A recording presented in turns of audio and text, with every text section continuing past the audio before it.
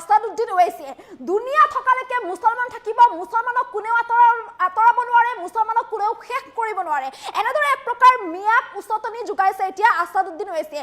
বিজেপিৰ উত্থানত ARDF হাহাকাৰ কৰিবলগীয়া হৈছে, যাৰ বাবে আজমলে আসাদুদ্দিন ওৱেইছিক মাতি আনিছে নিৰ্বাচনী প্ৰচাৰ চলাবলৈ। আৰু অসমলৈ আহি আসাদুদ্দিন ওৱেইছিয়ে এইদৰে মিয়াক একত্ৰিত কৰি আস্ফালন কৰিছে, মিয়াক এক প্ৰকাৰ উচতনি যোগাইছে। মুখ্যমন্ত্ৰীক ৰোধ কৰিবলৈ ৰাজ্যত এতিয়া মিয়া শক্তি একগোট হৈছে আৰু মুখ্যমন্ত্ৰীগৰাকীক ৰোধিবলৈ বদৰুদ্দিন আজমল বা আসাদুদ্দিন ওৱেইছিয়ে মিয়াক একত্ৰিত কৰি বাৰে বাৰে এনেদৰে উচতনিমূলক মন্তব্য কৰিছে। লৈ আহিছো এই মুহূৰ্তৰ সবিশেষ।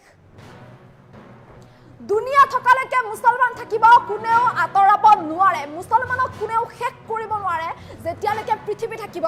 মিয়াক একত্ৰ কৰি পুনৰ আসাদুদ্দিন ওৱেইছিৰ পুনৰ আস্ফালন কৰিছে আসাদুদ্দিন ওৱেইছিয়ে। মুখ্যমন্ত্ৰীক ৰোধিবলৈ ৰাজ্যত একগোট হৈছে এতিয়া মিয়া শক্তি। বদৰুদ্দিন আজমল, আসাদুদ্দিন ওৱেইছিয়ে মিয়াক একত্ৰিত কৰাৰ আপ্ৰাণ চেষ্টা চলাইছে।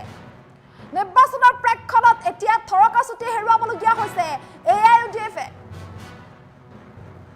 ARDF-ক উদ্ধাৰ কৰিবলৈ আসাদুদ্দিন ওৱেইছিয়ে চলাইছে নিৰ্বাচনী প্ৰচাৰ। বৰপেটাৰ গুমা ফুলবাৰীত নিৰ্বাচনী প্ৰচাৰ চলাই এই মন্তব্য কৰিছে আসাদুদ্দিন ওৱেইছিয়ে। আৰু এনেদৰে মিয়াক একত্ৰিত কৰি পুনৰ আস্ফালন কৰিছে আসাদুদ্দিন ওৱেইছিয়ে। মুখ্যমন্ত্ৰীগৰাকীক ৰোধিবলৈ ৰাজ্যত এতিয়া মিয়া একগোট হৈছে। বদৰুদ্দিন আজমল, আসাদুদ্দিন ওৱেইছিয়ে মিয়াক একত্ৰিত কৰাৰ আপ্ৰাণ চেষ্টা চলাইছে। আজমলৰ সভাত বাৰে বাৰে আসাদুদ্দিন ওৱেইছিয়ে মিয়াক এক প্ৰকাৰ উচতনি যোগাই মন্তব্য কৰিছে।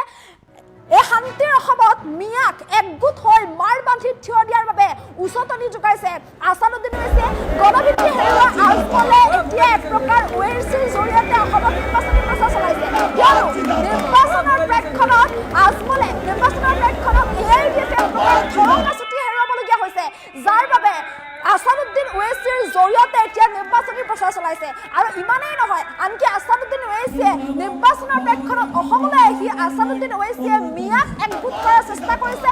মিয়াক একত্ৰিত কৰি এইদৰে মুখ্যমন্ত্ৰীগৰাকীক ৰোধিবলৈ চেষ্টা চলাইছে AIMIMৰ এই নেতাগৰাকীয়ে। ARDF এতিয়া থৰকাচুটি হেৰুৱাবলগীয়া হৈছে, কিয়নো বিজেপিৰ উত্থানত ARDF হাহাকাৰ কৰিবলগীয়া হৈছে, যাৰ বাবে বদৰুদ্দিন আজমলে মাতি আনিছে আসাদুদ্দিন ওৱেইছিক। আৰু আসাদুদ্দিন ওৱেইছিয়ে অসমলৈ আহি এইদৰে মিয়াৰ পক্ষত মাত মাতি মিয়াক এক প্ৰকাৰ সমৰ্থন কৰি মিয়াক এক প্ৰকাৰ একত্ৰিত কৰাৰ চেষ্টা চলাইছে। মিয়াক শান্তিৰ অসমখনত মাৰ বান্ধি থিয় দিয়াৰ বাবে এক প্ৰকাৰ উচতনি যোগাইছে। আনকি সংখ্যালঘুক বা মিয়াক এক প্ৰকাৰ আহ্বানো জনাইছে যে কংগ্ৰেছক যাতে ভোট নিদিয়ে, কিয়নো কংগ্ৰেছ বিপদৰ বন্ধু নহয়, গতিকে ভোট নিদিব। মুছলমানক যেতিয়া পুছবেক কৰিছিল সেই সময়ত কংগ্ৰেছ ক'ত আছিল বুলি কংগ্ৰেছকো এক প্ৰকাৰ তীব্ৰ কটাক্ষ কৰিছিল। ইমানেই নহয়, উচ্ছেদৰ সময়ত দৰিদ্ৰ আৰ্তনাদ শুনা নাছিল নেকি কংগ্ৰেছে বুলিও প্ৰশ্ন উত্থাপন কৰিছে আসাদুদ্দিন ওৱেইছিয়ে। এই ওৱেইছিয়ে কংগ্ৰেছৰ বিৰুদ্ধে এনেদৰে তীব্ৰ কটাক্ষ কৰি সংখ্যালঘু কংগ্ৰেছক ভোট নিদিবলৈ আহ্বান জনাইছে। সমান্তৰালকৈ মুখ্যমন্ত্ৰীগৰাকীৰ বিৰুদ্ধেও এনেদৰে আসাদুদ্দিন ওৱেইছিয়ে এবাৰ নিৰ্বাচনী প্ৰচাৰ চলাইছে। মুখ্যমন্ত্ৰীগৰাকীক ৰোধিবলৈ এনেদৰে এতিয়া নিৰ্বাচনী প্ৰচাৰ চলাইছে। কংগ্ৰেছক বিজেপিৰ এইটি ব্যাখ্যা দিছে। ইমানেই নহয়, আনকি আসাদুদ্দিন ওৱেইছিয়ে ৰাজ্যত মিয়া শক্তিক একত্ৰিত কৰিছে, একগোট কৰিছে। আজি আজমলৰ সভাত এইদৰে আজমলৰ সভাৰ আৰম্ভণিৰ পূৰ্বে নিৰ্বাচনী প্ৰচাৰৰ পূৰ্বে আসাদুদ্দিন ওৱেইছিয়ে এনেদৰে নামাজ আদায় কৰিছে, মিয়াক একত্ৰিত কৰিছে, সংখ্যালঘু লোকসকলক একত্ৰিত কৰি আজি নিৰ্বাচনী প্ৰচাৰৰ পূৰ্বে এনেদৰে নামাজ আদায় কৰিছে আৰু এনেদৰে আজান দিছে। আৰু তাৰপিছত তেওঁলোকে নিৰ্বাচনী প্ৰচাৰ চলাইছে। আৰু এই নিৰ্বাচনী সভাতেই পুনৰ এবাৰ বিতৰ্কিত মন্তব্য কৰিছে আসাদুদ্দিন ওৱেইছিয়ে।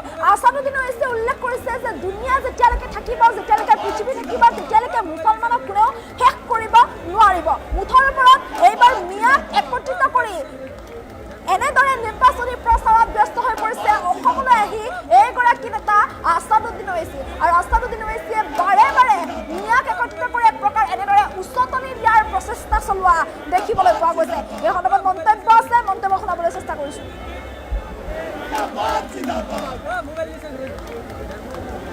मैं बताना चाह रहा हूं लोगों को जो यहाँ के मुसलमानों को मियाँ बोलकर डराते हैं, याद रखो 9 तारीख के दिन आसाम का मुस्लिम अक़लियत पूरा गेम बदल देगा इंशाअल्लाह ताला। हमें तारीख नहीं तारीख को रकम करेंगे। हम हेमंत बिस्व शर्मा से भी कहना चाहेंगे कि आप मुख्यमंत्री हैं, आप मुख्यमंत्री की तरह अपने अल्फाज और जबान का इस्तेमाल करिए। याद रखो हेमंत बिस्व शर्मा, तुम्हारे मुंह में जबान है तो मेरे मुंह में भी जबान है, और मेरी जबान का मुकाबला कोई नहीं कर सकेगा। आप डराने की बात करते हैं, आप कमर तोड़ने की बात करते हैं, आप कहते हैं कि जिंदगी को तंग कर दिया जाएगा। अरे यहाँ पर इस इलाके में 150 साल से मुस्लिम अक़लियत आबाद है, और इंशाअल्लाह ताला कोई माइका लाल पैदा नहीं हुआ जब तक दुनिया रहेगी। इंशाअल्लाह ताला यहाँ का मुसलमान आबाद रहेगा। तुम्हारे डराने से हम डरने वाले नहीं है। तुम मारना चाहते तो आओ, बता दो आसाम में कोई एक ऐसी जगह बता दो, मैं और बदरुद्दीन अजमल आएंगे, हम क्यों गरीबों पर जुल्म कर रहे हो? और याद रखो, गरीब को जो जुल्म करता है, गरीब की जबान से अगर आह निकलती है तो अल्लाह के पास डायरेक्ट पहुंच जाती है। डरो गरीब की आह से, गरीब पर जुल्म करने वालों, इंशाअल्लाह ताला तुम्हारा भी सियासी खातिमा होगा। मैं बताना चाह रहा हूँ लोगों को जो यहाँ के मुसलमानों को मियाँ बोलकर डराते हैं, याद रखो 9 तारीख के दिन आसाम का मुस्लिम अक़लियत पूरा गेम बदल देगा इंशाअल्लाह ताला। हम नई तारीख को रकम करेंगे।